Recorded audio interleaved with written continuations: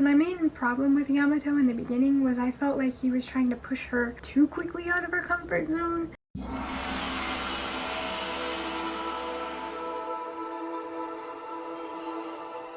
And welcome back once again to another bookish video. Now today we are going to be talking about books 5 through 8 of the Say I Love You series. So if you have not read this manga series, from 1 to 8 there will be spoilers, so if you don't want spoilers you can go ahead and leave now.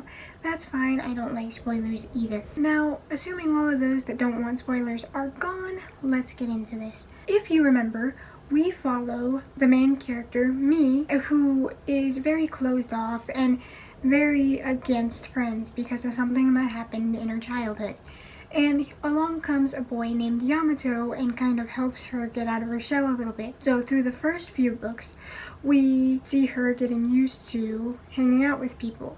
Well, as soon as Mii starts to realize her feelings for Yamato, a model named Megami comes into the picture. I'm just going to call her Meg for short. Meg being a model and also liking Yamato is a problem, and Mii feels like she is going to swoop in and take Yamato because she doesn't believe in herself enough.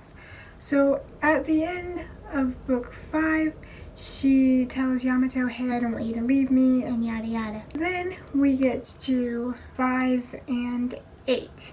Mii is kind of trying to come out of her shell even more. She's trying to be more girly and embrace the fact that she has this feminine side. So she's getting into makeup, getting into doing her hair, getting into dressing better for herself and for Yamato to look nicer. I don't know if that's because she was solely threatened by Megami or she genuinely wanted to embrace her girliness a bit more, or if it was a bit of both. Honestly, it could have been a bit of both because she feels like it's okay to come out of her shell and be a little more confident in her feminine appearance. I mean, right now I'm even wearing a dress, but she starts to embrace that more feminine side of herself, and she obviously doesn't know what she's doing because she's never done it before, but luckily she has her friends Azumi and Akito to help her through it.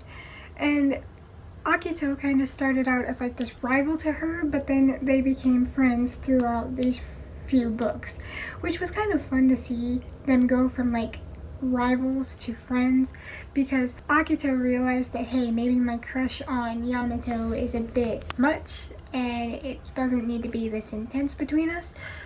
So they kind of became friends, and she kind of helps me see the way in girliness. She helps her with makeup, and then Yamato, who we find out has a brother who is a hairstylist, comes in and helps Mii with her hair and then gets her some clothes, and she's really embracing that feminine side of herself, and she's feeling better for doing so, although she's still a little bit iffy because she's not used to embracing that side of herself. So she's like, what if it doesn't look as good as I think it does? I know nothing about fashion.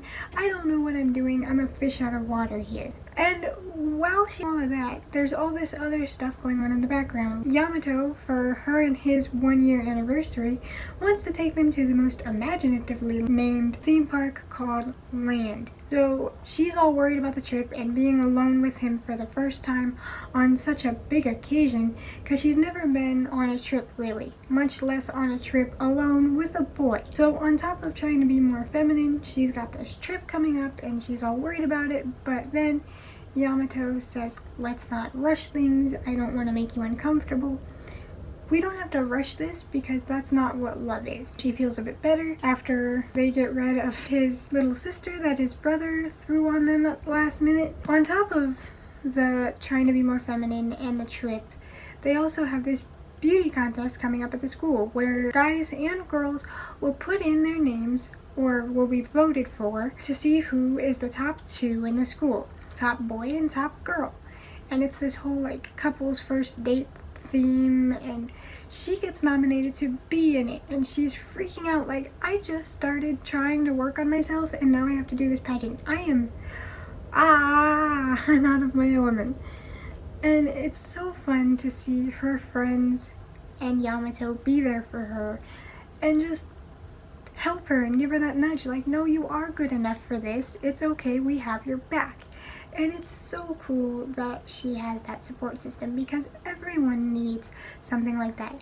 Even if you claim to be the most introverted person on the planet, I guarantee you there is still someone in your life that will always have your back and will always be there to push you a little bit out of your comfort zone, because everybody needs that once in a while. And there's also this little love triangle going on between a boy named Kai, who is a longtime friend of Yamato, me, and Yamato.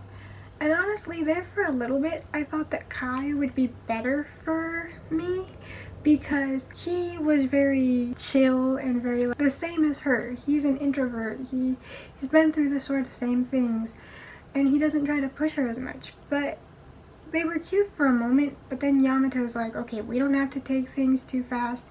Because my main problem with Yamato in the beginning was I felt like he was trying to push her too quickly out of her comfort zone, but he ended up kind of backing off and being like, okay, I love you, that's all that matters. We don't have to go too fast. And she ends up going into the contest, having an okay time, though she is a little stage fright filled because she's not used to that many people looking at her. But then again, her friends have her back. And I cannot wait to go into book number 9. I'm enjoying this series so far. It's a fun read. It's an interesting read. And sometimes it's pretty funny. I found myself laughing out loud at some moments because the characters act outrageous at points. But this series is so good so far, and I cannot wait to go into the next 4. You guys will see. Hope to see you next time. Bye, guys.